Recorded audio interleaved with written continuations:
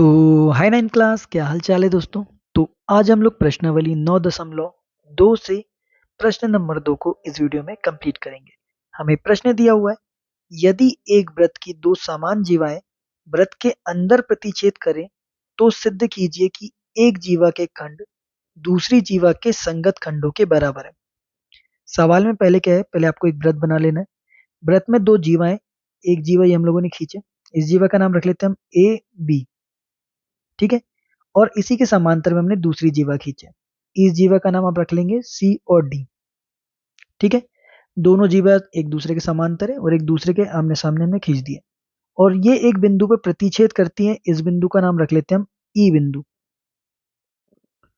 और क्या है आगे सवाल में, ठीक है। इतना हम लोग को पता है सवाल में और हमने इन चीजों को कर लिया। और फिर और कुछ करना है क्या? नहीं, और कुछ इस सवाल में नहीं है।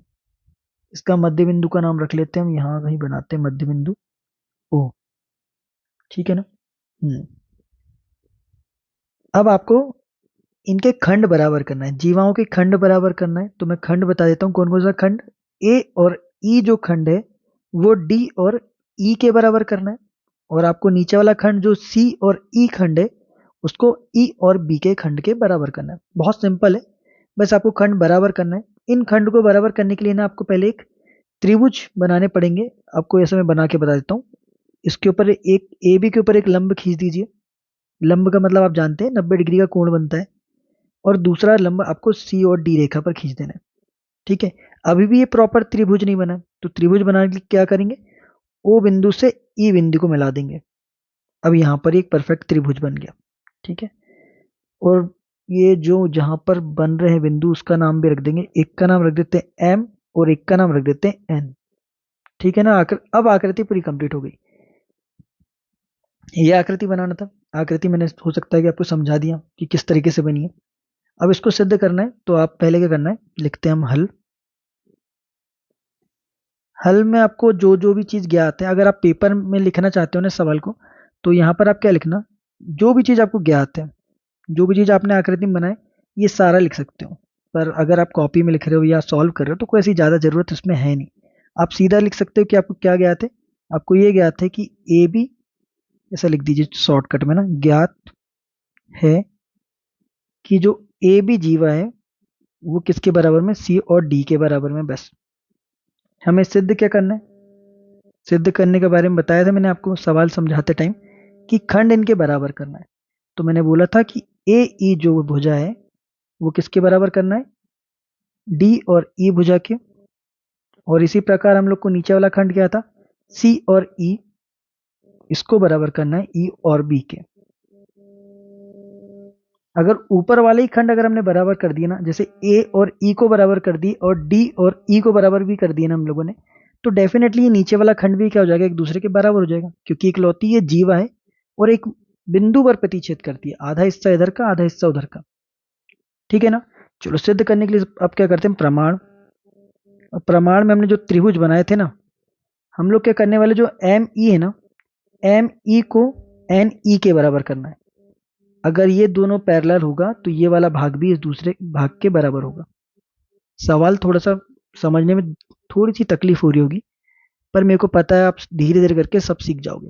पर थोड़ा आराम से देखना, कोई जल्दबाजी नहीं है, ठीक है। यहाँ पर आपको एक त्रिभुज ले लेना है। कौन कौन सा त्रिभुज है मैं बताते जाता हूँ। आप लीजिएगा त्रिभुज O M E, O M E. और आपको त्रिभुज लेना है त्रिभुज ओ एन ई, ठीक है ना। अब ये दोनों त्रिभुजों को आपको क्या करना है, ये वाले त्रिभुज को इस त्रिभुज के सर्गवासम बता देना है। अगर दोनों ही त्रिभुज एक दूसरे के सर्गवासम में हो जाएंगे तो हम ये भुजाओं को एक दूसरे के बराबर कर देंगे बाय सीपीसीटी नियम के द्वारा, ठीक है ना। चलो अब जल्दी जल्दी से लिख देते हैं क्या क्या है इन दोनों त्रिभुज में। तो ओ ई जो है वो उभयनिष्ठ है, तो ओ ई बराबर ओ ई, ये हो जाएगा उभयनिष्ठ, ठीक है। और क्या पता है आपको, और हमको ये पता है कि दोनों ही रेखा लंब है और दोनों एक दूसरे के बराबर भी है। तो यहां पर लिख देंगे हम लोग ओ एम बराबर ओ एन, ठीक है। और क्या बराबर है, हमें ये भी ज्ञात है कि ये लंब है, जो ओ एम है वो ए और ई पर लंब है और ओ एन जो है वो डी और ई पर या डी और सी पर लंब है, तो दोनों ही 90 डिग्री के कोण है, तो आप यहाँ लिख दीजिएगा कोण ओ एम ई बराबर कोण ओ एन ई। ये प्रत्येक क्या है, प्रत्येक 90 डिग्री कोण है। चलो, तीन चीज बता दी हम लोगों ने। अब त्रिभुज को अब कर देंगे सर्गवासम। तो त्रिभुज ओ एम ई सर्गवासम होगा त्रिभुज ओ एन ई के किस नियम से, दो साइड और एक एंगल, तो साइड एंगल साइड नियम से। ठीक है, साइड एंगल साइड नियम से एक दूसरे के बराबर हो गए। अब त्रिभुज बराबर हो गए, तो जो एम ई है ना और एन ई, एम ई बराबर एन ई, ये क्या हो जाएगा, बाय सीपीसीटी नियम से एक दूसरे के बराबर हो जाएगा। तो चलो, एक काम तो हमने पूरा हल्का कर दिया है कि हमने एम ई और एन ई को बराबर कर दिया, तो भैया मैं बोल सकता हूं कि जो ए एम है और डी एन है ये भी बराबर होगा। होगा ही, क्योंकि आपने इसका छोटा सा हिस्सा बराबर कर दिया, तो ऊपर वाला भाग भी बराबर ही होने वाला है। कोई सिंपल, कोई तकलीफ नहीं है यहाँ तक के। चलो, अब आगे हम लोग को क्या ज्ञात है, तो यहां हम लिखते हैं हम जानते हैं, क्या जानते हैं, हम जानते हैं कि जो ए बी है ना वो डी और सी के बराबर है। सबसे शुरू में लिखे थे हमने कि जो ए बी जीवा है ना वो डी और सी जीवा के क्या है, बराबर है या एक दूसरे के पैरेलल है। तो कोई दिक्कत नहीं, अगर मैं लिखना चाहूं कि आधा या हाफ ए बी बराबर हाफ डी सी, देखो मैं लिख क्यों रहा हूं बताऊंगा ना। अगर मैं हाफ ए बी बोलना चाहूं तो किसको मैं आधा ए बी का हिस्सा बोलूंगा, तो पहले ए बी जीवा देखिए, ए और बी एक जीवा है, इसका आधा हिस्सा मैं बोल सकता हूँ क्या ए और एम है, बोल सकता हूँ कि इसका आधा हिस्सा ए और एम है, बताइए भैया, बोल सकता हूँ ना। तो चलिए, कोई दिक्कत नहीं है कि एम ई जो है ना ए बी का आधा हिस्सा है। इसी प्रकार जो सी और डी है ना, सी और डी का आधा हिस्सा क्या होगा, डी और एन। बहुत सिंपल था। चलो, डी और एन इसका हो गया आधा हिस्सा। अरे यार, एक काम करो, पहले तो ये सीपीसीटी ने हम जो लिखे थे ना, आप इसको समीकरण नंबर 1 मान लो। बहुत काम की चीज है, ऐसे समीकरण बनाते हुए चलना, बाद में क्या पता कभी काम आ जाए, आएंगे थोड़ी देर बाद। तो ये और ये हो गया समीकरण दूसरा।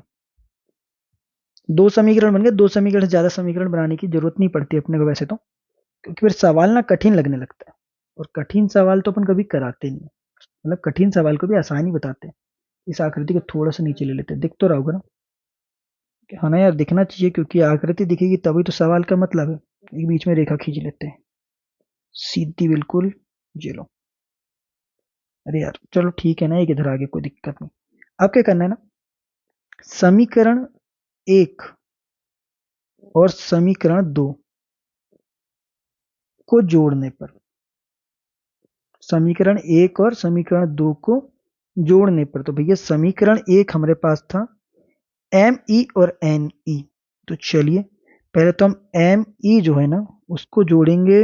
कुछ गड़बड़ किए हैं प्रभु हमने, अरे बातों बातों मैंने कुछ गड़बड़ गड़बड़ तो नहीं लिख दिए।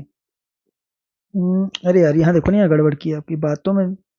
ए एम है, बातों में हम बहक जाते हैं बहुत जल्दी। तो ए एम हो गया और डी एन, अब सही है, अब कोई गड़बड़ नहीं है। तो ये एम ई जो है ना वो किसको किसके साथ जोड़ेंगे हम लोग, ए एम के साथ।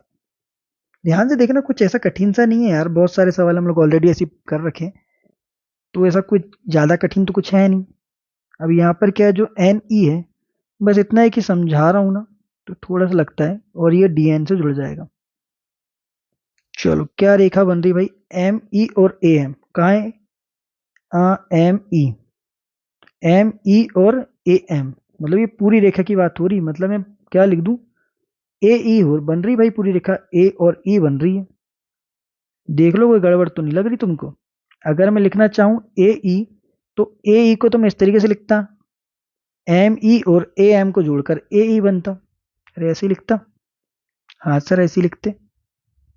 अब इस वाली रेखा को कैसे लिखेंगे, एन ई जो डी एन है, कैसे लिखोगे भाई साहब, एन ई और डी एन, तो क्या ये पूरी रेखा डी ई बन रही क्या, अरे बन गई भैया, कोई दिक्कत ही नहीं है। ए ई रेखा डी ई रेखा के बराबर हो गई, ए ई रेखा डी ई रेखा के बराबर हो गई, मतलब एक खंड आपने बिल्कुल एक दूसरे के क्या कर दिए, बराबर कर दिए और सिद्ध कर दिए। दूसरा खंड कोई कठिन नहीं, अगर आप, वैसे मैं ज्यादा बताऊंगा भी, ये दूसरा खंड भी आप लिख सकते हो, अतः जो हमारा कौन सा ई और सी है वो भी ई और बी के बराबर हो जाएगा। ऐसा मैंने क्यों बोला, यहाँ पे सिद्ध भी हो गया, पता है सवाल खत्म ही हो गया।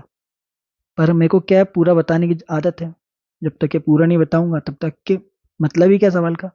तो दोनों ना जीवा है, ए और बी और सी और डी जीवा है, एक बिंदु पर प्रतिच्छेद करती है। अब जिस भी बिंदु पर प्रतिच्छेद करती है उसके आगे जितना भाग ए और बी का है ना, मतलब सॉरी आपको, जो ए और बी का जो आधा भाग ई और बी है ना, वो डेफिनेटली सी और ई के बराबर होगा। देखो यार ज्यादा बता रहा हूँ, कंफ्यूज हो रहे होंगे, कोई दिक्कत नहीं है, पर मेरे को लगता है कि सवाल यहाँ आपको आ गया होगा समझ। और अगर सवाल समझ में आते हैं ना, तो चैनल को तो बिल्कुल सब्सक्राइब कर लो, बहुत ज़्यादा काम आने वाला है। अभी आप 9वीं में हो, अगले साल आप 10वीं में आओगे, और डेफिनेटली अगले साल मैं 10वीं का कंटेंट भी इस चैनल पर डालने लगूंगा, और बहुत बेस्ट कंटेंट डालूंगा, हर एक सवाल समझाऊंगा, ठीक है। और समझ में और अच्छे से आ रहा है तो दोस्तों के साथ भी शेयर कर लो यार, ठीक है। चलो मिलते हैं आप लोगों से नेक्स्ट क्वेश्चन में।